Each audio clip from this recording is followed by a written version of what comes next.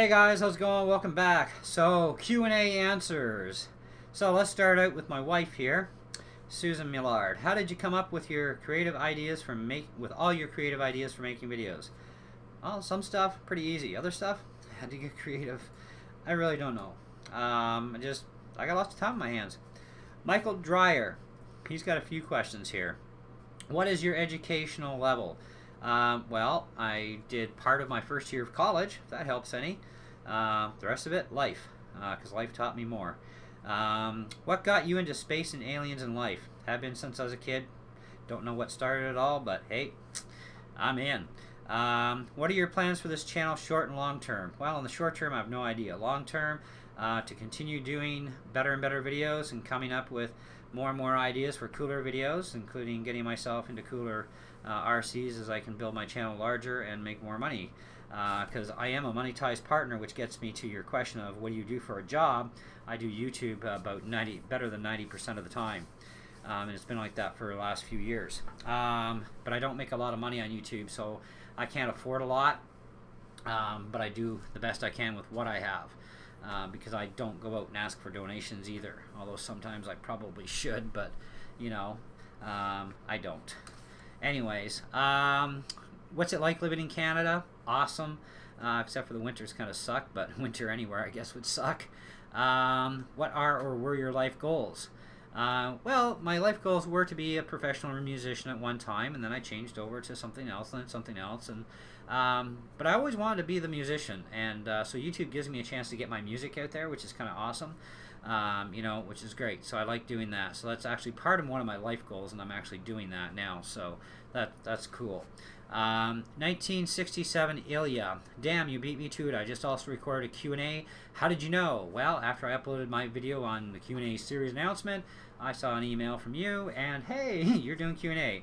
Sammy Lowell. Soon to hit 7,000 subs. Kevin, you just being so nice. When I just knew you like 1,000 subs back then, right? But you keep up the good work. Super responsive. I love every video you make. Maybe I don't have time to go through all videos, but I always check. So here's the question. If you being recognized by fans on the street and asked for a signature and a kiss, what will you do? Susan is there too. Haha. Well, signature fine. Kiss, never a guy. Girls, well, no, because it'd be a quickie divorce, because I'd be like, so yeah, that's out. Kissing's out. Wayne Peeples or Peepless? Peeples. Anyway, how much wood can a woodchuck chuck? LOL. I have no idea till he's full. I have one that I'm actually leaving till last. David McLean, are you or are you not a traxxas junkie? No, and I can prove it because I just sold my Slash 4x4 VXL, so I could reinvest more money into my YouTube channel for more RC stuff and pay some bills in life.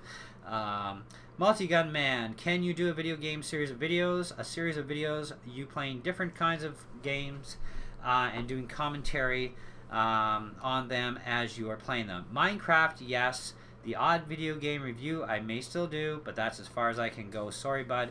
My channel is like mainly RC and music stuff now, and it's more RC than anything. My puppers. What is the only known natural enemy to a hole in the ground? Good question. No idea. Not having a hole in the ground? I don't know. RC to the freak. Since when do you produce YouTube videos? So he's asking me when did I start. 2008. Been a long time, and at one time I deleted my entire channel of over 755 videos and started over from scratch, and of course with high def cameras, except for a few videos I still had that were lower resolution. RC Fanatic Z, have you ever thought of doing a 100-mile-an-hour traxxas rustler slasher bandit bill? I've thought about it a bazillion times, but then after knowing how much people put into their machines, I can't afford that sort of stuff. I mean, I would have to ask for donations left, right, and center to be able to do that. And I'm sure I can definitely break a hell of a lot more than 100 mile an hour. But, like I said before, I don't ask for donations, so that's not going to happen. Anyway, Warped Crisis. 2 questions. 1, after being bombarded with info about the main difference between LiPo and NIMH, still no wiser. And second, your opinion on Tamiya RC cars. Okay, I don't understand your first question very well, so if you can wait till the second Q&A, which will be uploaded soon as well, re-ask that same question about the LiPo and NIMH as more of a question so I understand where you're coming at with that one, if you don't mind. As far as my opinion on Tamiya RC cars, for what you're getting, the technology that's in them, etc., they are way overpriced even as kits. So yeah, I'm not really a major fan. But there are a couple Tamiya cars that I might consider, even though I have to buy them in kits, just because I like what they have for those things. But the majority of it, no. RC to the Freak, how long does it take for you to make a video? 2 hours or more? Well, some of them take 5 minutes, some of them take 2 weeks. I've had videos where it's taken me over 100 retries or more before I got it right, so that takes up hours and hours and hours. I've had like 14, 16 hours easy into a video before I got it right. Monster Jam TV, what do you think of the Traxxas xmax? Well, let me just say this much. If I had the money to go buy one, I would bash it my way and see what stayed together. And I'm pretty hard on machines as it is. But I've seen guys actually do bashing the way I probably would too with it, and they've broken a lot of shit. So I would say I am not interested that much in the xmax at this time, at least not until either stronger, better parts get developed by RPM. It would be much more feasible though for Traxxas to either lower the price extremely or get off their ass and make the engineers redesign shit to stay together better right out of the box. And that includes the Band-Aid bullshit thing they did for the ESCs. All it is a fusible link, and a fusible link actually carries less current than the main draw, and it can cause a surge problem. So it's really not fixing the problem. It's a Band-Aid that hopefully will solve it from catching fire. So I think that was kind of a bullshit fix from Traxxas on that one. Never mind the fact that apparently the rims have the capability of shattering, as one of my subscribers recently found out for himself. I have beaten the living shit out of my Summit, and I still have not even been able to put a crack mark in one of my rims. So yeah, that says a lot about the Summit being a much better, stronger machine, which is actually not much slower, because keep in mind the xmax is only about 30 miles an hour out of the box, from what I've seen from chronograph speeds from people, and the Summit's only about 20-25 mile an hour, so not much of a difference there, and yet the Summit is virtually unbreakable in comparison. So yeah, I don't think much of the xmax at this point in the game. So anyway, RC stuff. About how much money do you have invested in all your RCs total? I can't give you that number because most of my RCs that I have, especially my really expensive stuff, were done on trade deals. So I can't really give a dollar value. But what I do have for money invested, cash-wise, between the machines and the spare parts, lots. Joshua Clemens, what quadcopter do you recommend for your first one? Probably a Hudson quad, like the XH4 or whatever the part number is. It's one of the H4 series anyways. With or without camera, doesn't matter. Very small quad, great for indoors, great for outdoors, just not in really high winds. But it's a good dual purpose quad, good one to learn on for beginner. If you want something a little bit more advanced, but also very, very good beginner quad, strictly outdoors, I would suggest the WL Toys V212, which is an upgraded 949. And what that gives you is a 6-axis gyro, more or less, over the 949 series alone. And very, very excellent quad. I have literally hundreds and hundreds of flights on mine, and everything is still stock original except for the battery. I finally wore out the stock battery and got a new one for it. Great quad, and it's great for beginners, intermediate, and advanced pilots. So, you know, and I do some pretty wicked stuff with that thing. It's fun. Okay, RC boat challenges. Will you ever get the FT 007, 009, or 012 RC boats? No, I will not be getting any of those boats. They are not what I have an interest in. So no. There was a time when I used to buy anything just to buy it and review it, you know, just to give people that benefit of having what I would consider to be an unbiased and proper review. but I can't afford to do stuff like that anymore, so no, not going to happen. Squid Ink RC, he's got a few questions here. What's your opinion on AM RC radios? They suck. What do you think of brushed versus brushless motors in the Traxxas 1/16 scale cars and trucks? Well, brushed motors, awesome, great choice. I've had no damage happen to my MIRV whatsoever from the brushed motor.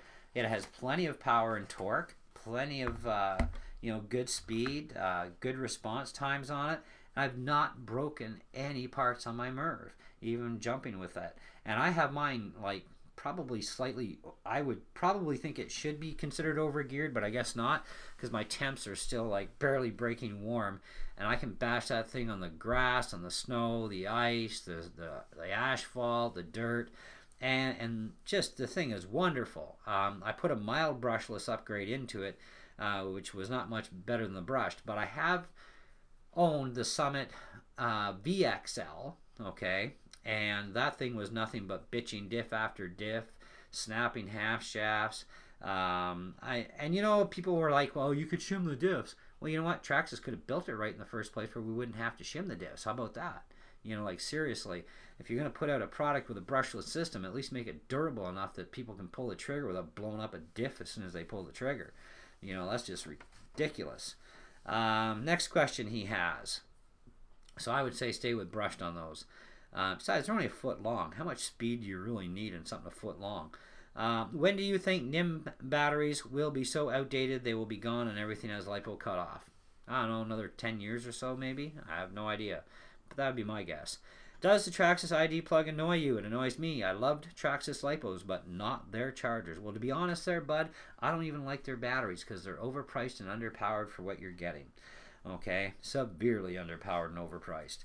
As far as the ID connector, I think it's bullshit. It's just asking for more problems to occur, having all that built into the two cables coming out of the battery, the way they've done it. It also forces people to have no option but to buy a Traxxas charger, which again, overpriced part. Or if you don't have a Traxxas charger, you are forced to buy an adapter that will allow you to use the Traxxas ID balance LiPo connectors with a regular hobby grade charger. Again, they're forcing you, okay, and that's not right.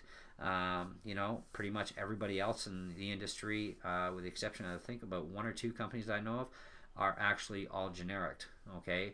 A 3S is a 3S, a 2S is a 2S plug. It's a standard plug, okay, and 6S and so on. So really, yeah. However, as far as the ESC side of things with that ID connector, I don't care because you can use a standard Traxxas connector, the old school ones, with the ID connector on the ESC side, so it's not a big deal that way for me, so I don't care. Do you regret buying any cars or parts? I'd say no. Do you enjoy driving boats? Yes, I do, but not anywhere near as much as I do land vehicles. I like an adrenaline rush. I like to jump stuff. I like to see it flip around in the air. I like to beat the snot out of RCs. Now, boats are fun too. It's a little bit different territory to play in, though I hate swimming after my boat when it flips. But I do still like boats, just not as much, okay? RC nerds, why do you believe in UFOs? I always have, okay? Anything is a UFO, by the way. If somebody whips a pencil at you, it's a UFO until you've identified what it is. But if you're talking ET stuff, UFO alien stuff, I've always believed in it. Always, like forever, just that's the way it is. The Phantom's Guest Guitar channel. Why did you disable comments in your last vid? Blah. Now the vid he's talking about is my introduction to the series of these Q&As. Why I did that is because a person or two had decided not to pay attention to the video, let alone my description of the video, and went ahead and started asking questions anyways on that video. So it's like, that is not where they're supposed to go. I said in the video there will be a video where you can ask these questions. So I disabled it. That's why.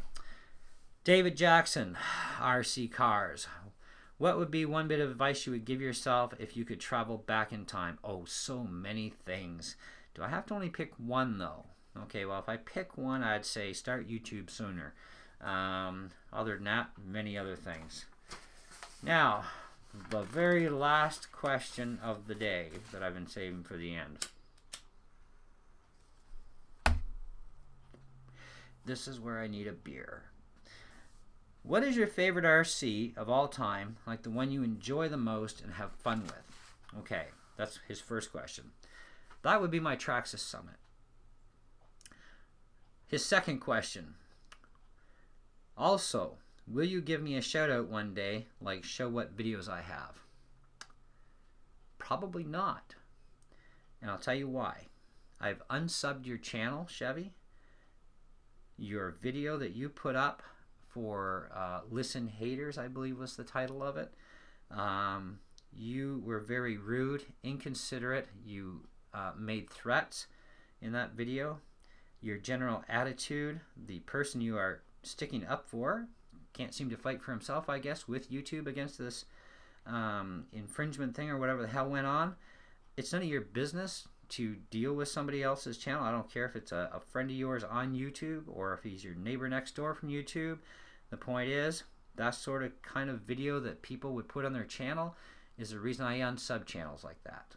Okay? I want nothing to do with people in my life that have that kind of an attitude and that kind of, basically, I guess, mouth on them, as you can say. Now, I understand you're a teenager, and it doesn't matter if you're a teenager or you're an adult. You should know better than to start that sort of garbage. And that sort of stuff will also destroy your YouTube channel. So keep that in mind, too. If your subs start going way down, or you just don't get any real new ones, or the ones you get are even worse people, well, you are going to attract the kind of people that you put yourself out to be, too. And that's the thing. I thought you were an okay guy until you did that video. And I don't even care if you delete it right now. It is not going to make me come back to your channel yet. However, I may stop in at your channel every once in a blue moon to see how things have progressed with you. And maybe I may resub you again someday, but not if you're going to have those kind of videos on your channel. I will never resub you, nor will I recommend your channel to anybody either, because I'm not going to send people to a channel that has somebody on that channel who does this sort of hatred stuff. And that's exactly what it is to me. It is one thing, people, that if a company screws you over and you are 100% in the right, and I mean you better be 100% in the right, okay? You could slam that company, and it's legal, legit, and should be done to warn people off to stay away from those companies, okay, and their products too. But when there's a problem that develops on a channel, okay, like this happened, and it was probably one of Chevy's friends, I have no idea. Anyways, nice that you want to stick up for your friend, but you're going about the whole wrong way. And like I said, it's still none of his business anyhow. The thing is, it's one thing to have a rant, right, about companies and stuff when you get screwed by a company, okay, or by a seller of that product. That's a rant video. That's different. That's taking a company to task and letting people know, hey, this company screws you. They're not going to honor a warranty on this or that, or this is a problem or that's a problem. Okay, those are the kind of videos I put. Now, that's not hate speech. That's not saying I'm going to go beat the shit out of somebody. That's not going to say I'm going to report them to the cops or to YouTube or any of that sort of stuff. That's not even giving out hate speech, really, of any kind. Okay, that is making people aware that this is a problem I ran into. This is what the end result was in the end. Kind of like the problem I went through with the Desjardins group. Okay, and in the end, yeah, I'm still paying the money back, but at least I got it on the terms that I agreed for, that were suitable to me, and I'm all happy. Okay, and way you go, Jinx your uncle. I just know that next time, once my loan is paid off, I'll never deal with that company ever again for any reason whatsoever. I don't care what they offer me afterwards. Bit once, twice shy. You know what I mean? So, and that was a major financing company, and I still managed to be able to go through it without taking them to court. Okay?